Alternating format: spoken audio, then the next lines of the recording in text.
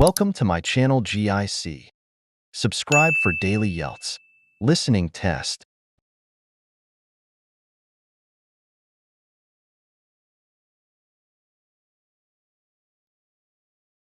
You will see that there is an example which has been done for you. On this occasion only, the conversation relating to this will be played twice.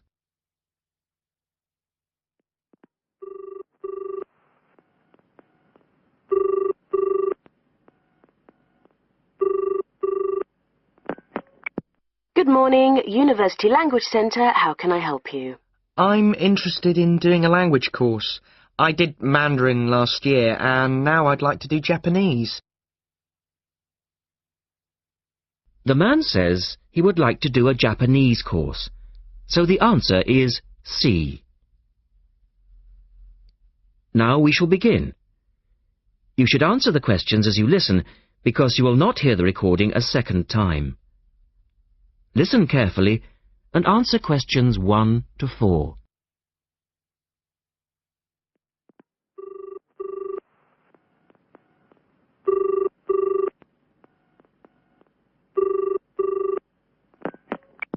Good morning, University Language Centre. How can I help you? I'm interested in doing a language course. I did Mandarin last year, and now I'd like to do Japanese. Can you give me some information about what courses are available at your centre and when they start, that sort of thing? Yes, certainly. Well, we actually offer a number of courses in Japanese at different levels. Are you looking for full-time or part-time? Oh, I couldn't manage full-time as I work every day, but evenings would be fine and certainly preferable to weekends. Well, we don't offer courses at the weekend anyway, but let me run through your options.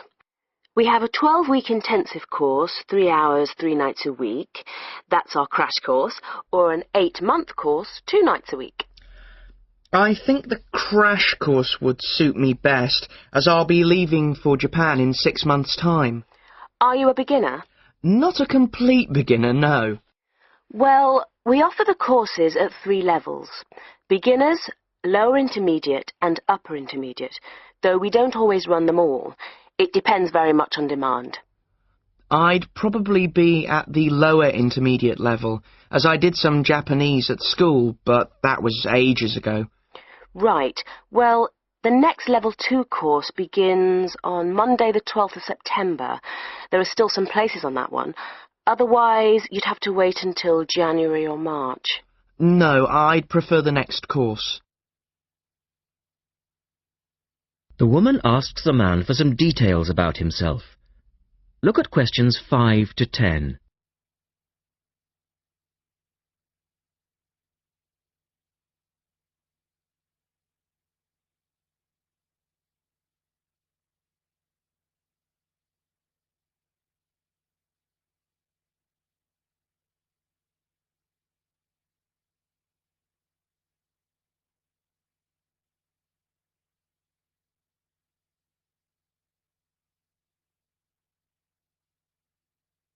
Now listen to their conversation and complete the form.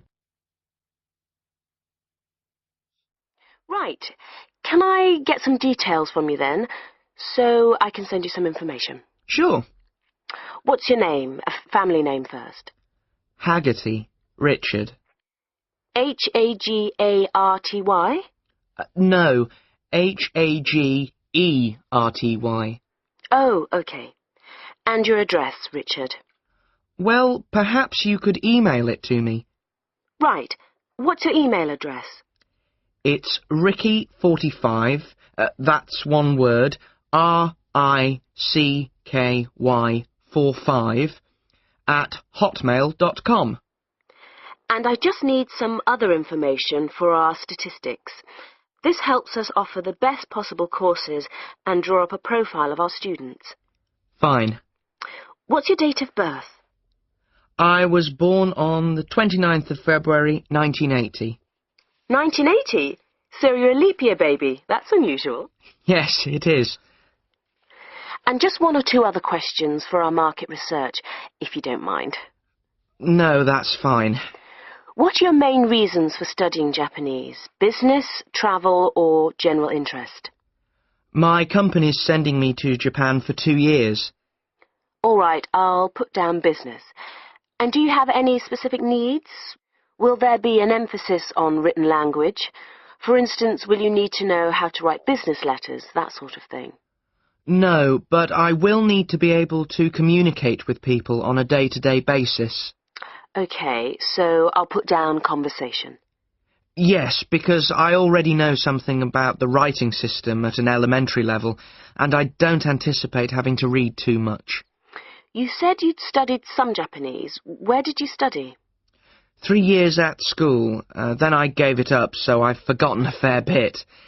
You know how it is with languages if you don't have the chance to use them. Yes, but I'm sure it will all come back to you once you get going again. Now, once we receive your enrolment form, we'll contact you in about... That is the end of section 1. You now have half a minute to check your answers.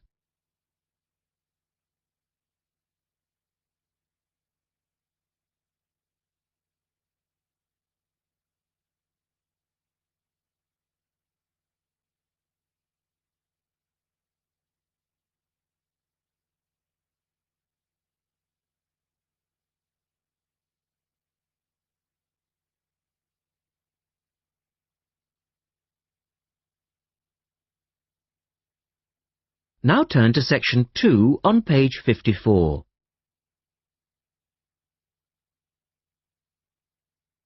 Test 2, section 2. You will hear a man talking on the radio about dogs which help people with their work. First, look at questions 11 and 12.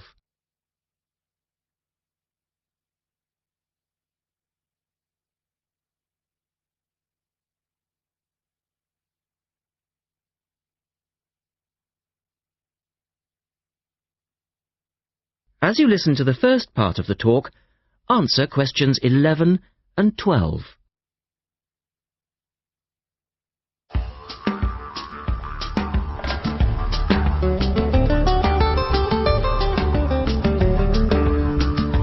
Welcome to this week's edition of Countrywide. And today, we're taking a look at a number of different breeds of working dogs. And here to report on the dogs with jobs is Kevin Thornhill. Thanks, Joanne. Well, yes, dogs with jobs is the subject of today's program. Dogs have earned themselves a reputation over the centuries for being extremely loyal. And here's a little story which illustrates just how loyal they are. Just outside the country town of Gundagai in Australia is a statue built to commemorate a dog. A dog which sat waiting for his owner to return to the spot where he'd left him. Well, the story, which was immortalised in a song, has it that the poor dog died waiting for his master, 5 miles from Gundagai, which is where they built the statue. Now that's what I call loyalty. Now look at questions 13 to 20.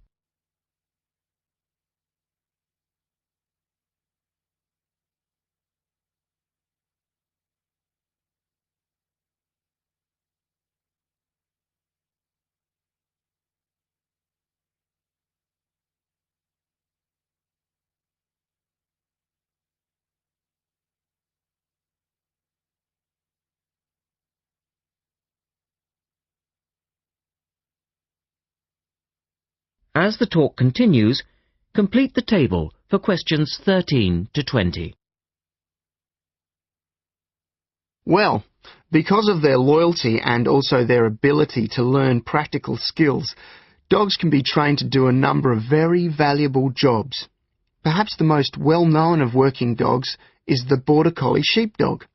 Sheepdogs which work in unison with their masters need to be smart and obedient, with a natural ability to herd sheep. Some farmers say that their dogs are so smart that they not only herd sheep, they can count them too. Another much-loved working dog is the guide dog, trained to work with the blind. Guide dogs, usually Labradors, need to be confident enough to lead their owner through traffic and crowds, but they must also be of a gentle nature. It costs a great deal of money to train a dog for this very valuable work, But the guide dog associations in the UK, America and Australia receive no government assistance, so all the money comes from donations. Another common breed of work dog is the German Shepherd. German Shepherds make excellent guard dogs and are also very appropriate as search and rescue dogs, working in disaster zones after earthquakes and avalanches. These dogs must be tough and courageous to cope with the arduous conditions of their work, and so that they can be sent anywhere in the world to assist in disaster relief operations, effective dogs and their trainers are now listed on an international database. When you arrive at an airport here, you may be greeted in the baggage hall by a detector dog, wearing a little red coat bearing the words "Quarantine." These dogs are trained to sniff out fresh fruit as well as meat and even live animals hidden in people's bags. In order to be effective, a good detector dog must have an enormous food drive. In other words, they must really love their food. At Sydney Airport, where there are 10 detector dogs working full-time, they stop about 80 people a month trying to bring illegal goods into the country. And according to their trainers, they very rarely get it wrong. Another famous working dog is the husky. Huskies, which originally came from Siberia, have been used for decades as a means of transport on snow, particularly in Antarctica where they have played an important role. Huskies are well adapted to harsh conditions and they enjoy working in a team. But the huskies have all left Antarctica now because the international treaty prohibits their use in the territory as they are not native animals. Many people were sad to see the dogs leave Antarctica, as they had been vital to the early expeditions and earned their place in history along with the explorers. That is the end of section 2. You now have half a minute to check your answers.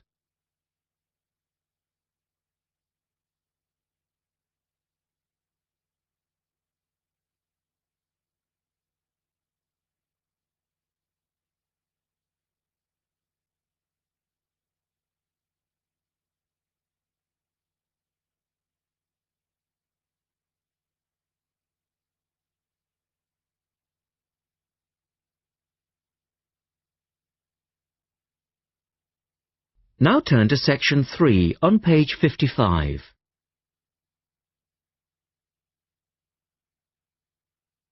Test 2, section 3. In this section, you will hear a discussion about a system of writing for the blind known as Braille. First, look at questions 21 to 23.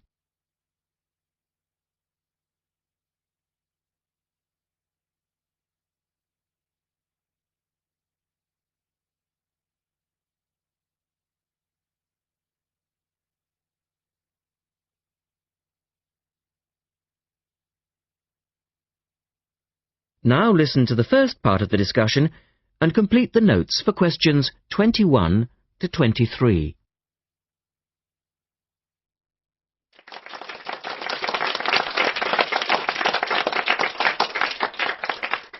We're very pleased to welcome to our special interest group today Dr. Linda Graycar, who is from the City Institute for the Blind.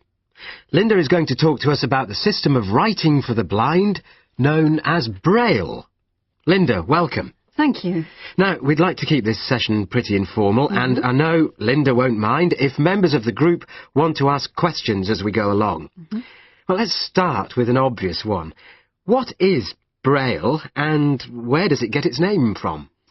Well, as you said, Braille is a system of writing used by and for people who cannot see. It gets its name from the man who invented it, the Frenchman Louis Braille, who lived in the early 19th century. Was Louis Braille actually blind himself? Well, he wasn't born blind, but he lost his sight at the age of 3 as the result of an accident in his father's workshop. Louis Braille then went to Paris to the National Institute for Blind Children, and that's where he invented his writing system at the age of only 15 in 1824, while he was at the Institute. But he wasn't the first person to invent a system of touch reading for the blind, was he? No, another Frenchman had already come up with the idea of printing embossed letters that stood out from the paper, but this was very cumbersome and inefficient. Did Louis Braille base his system on the first one? No, not really. When he first went to Paris, he heard about a military system of writing using 12 dots. This was a system invented by an enterprising French army officer, and it was known as night writing. It wasn't meant for the blind, but rather for battle communications at night. That must have been fun. Look at questions 24 to 30.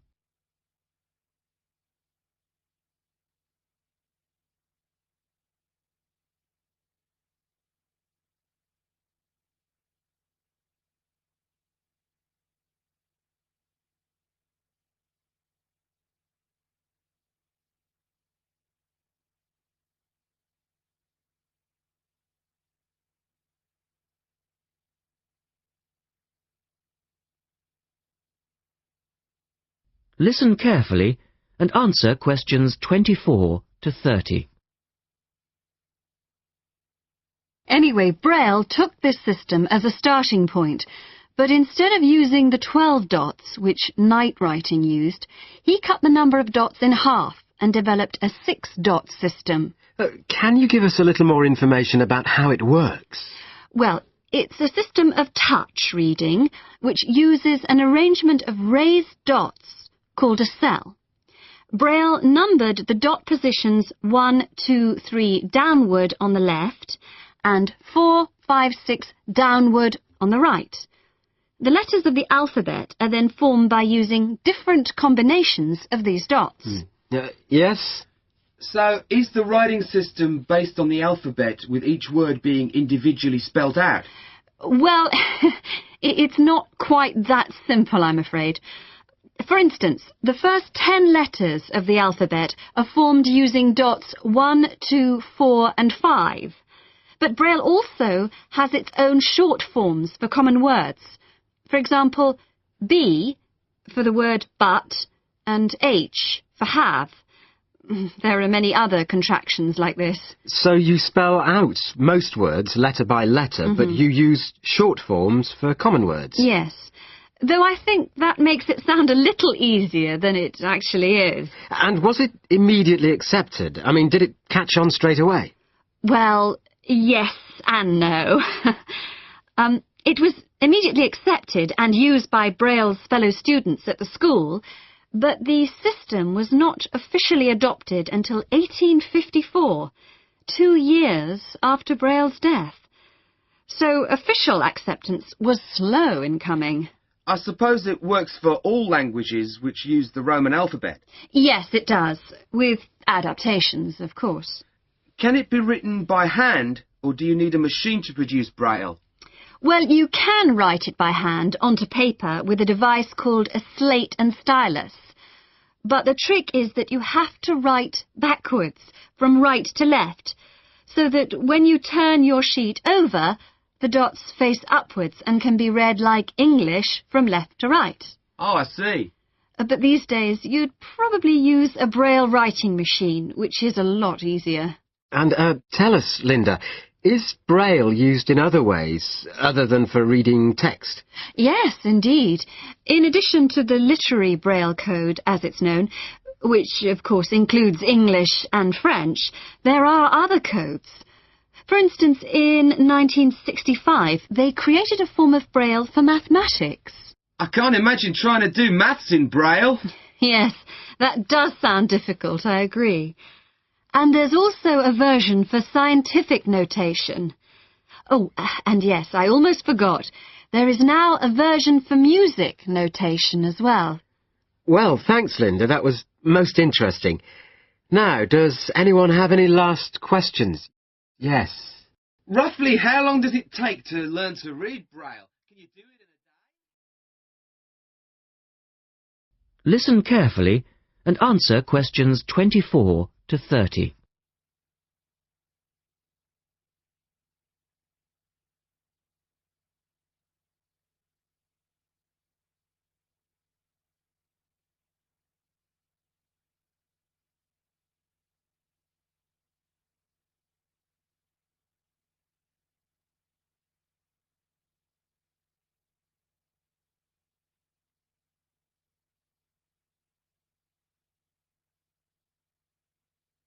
Now turn to section 4 on page 56.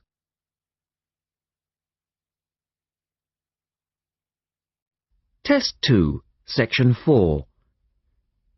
You will hear a talk about memory in babies and young children. First, you have some time to look at questions 31 to 35.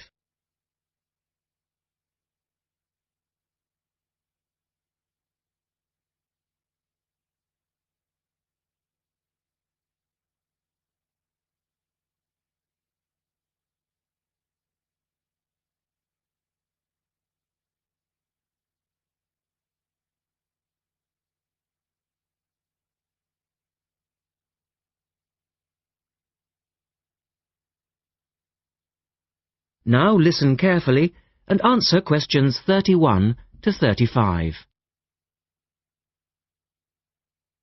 We're going to look today at some experiments that have been done on memory in babies and young children. Our memories, it's true to say, work very differently, depending upon whether we are very old, very young, or somewhere in the middle. But when exactly do we start to remember things? And how much can we recall? One of the first questions that we might ask is, do babies have any kind of episodic memory? Can they remember particular events? Obviously, we can't ask them, so how do we find out? Well, one experiment that's been used has produced some interesting results. It's quite simple and involves a baby in its cot, a colourful mobile, and a piece of string. It works like this. If you suspend the mobile above the cot and connect the baby's foot to it with the string, the mobile will move every time the baby kicks. Now you can allow time for the baby to learn what happens and enjoy the activity. Then you remove the mobile for a time and reintroduce it sometime from 1 to 14 days later. If you look at this table of results, at the top 2 rows, you can see that what is observed shows that 2-month-old babies can remember the trick for up to 2 days, and 3-month-old babies for up to a fortnight. And although babies trained on one mobile will respond only if you use the familiar mobile, if you train them on a variety of colours and designs, they will happily respond to each one in turn. Now, looking at the 3rd row on the table, you will see that when they learn to speak, babies as young as 21 months demonstrate an ability to remember events which happened several weeks earlier. And by the time they are 2, some children's memories will stretch back over 6 months, though their recall will be random, with little distinction between key events and trivial ones, and very few of these memories, if any, will survive into later life. So, we can conclude from this that even very tiny babies are capable of grasping and remembering a concept. Look at questions 36 to 40.